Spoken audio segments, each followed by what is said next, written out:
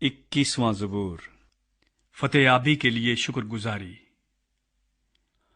اے خداوند، تیری قوت سے بادشاہ خوش ہوگا اور تیری نجات سے اسے نہایت شادمانی ہوگی۔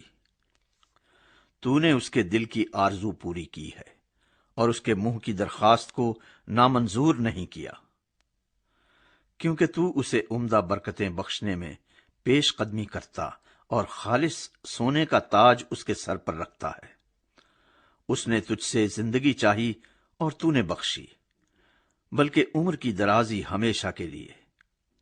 تیری نجات کے سبب سے اس کی شوقت عظیم ہے، تو اسے حشمت و جلال سے آراستہ کرتا ہے، کیونکہ تو ہمیشہ کے لیے اسے برکتوں سے مالا مال کرتا ہے اور اپنے حضور اسے خوش و خرم رکھتا ہے، کیونکہ بادشاہ کا توکل خداوند پر ہے اور حق تعالیٰ کی شفقت کی بدولت اسے ہرگز جنبش نہ ہوگی۔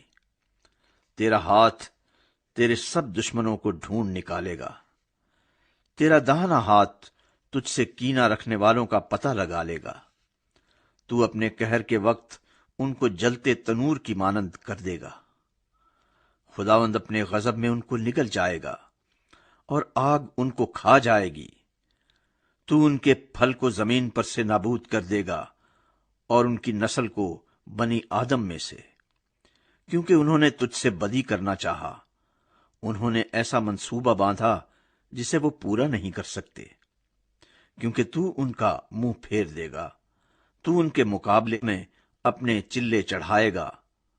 اے خداوند، تو اپنی ہی قوت میں سربلند ہو اور ہم گا کر تیری قدرت کی ستائش کریں گے۔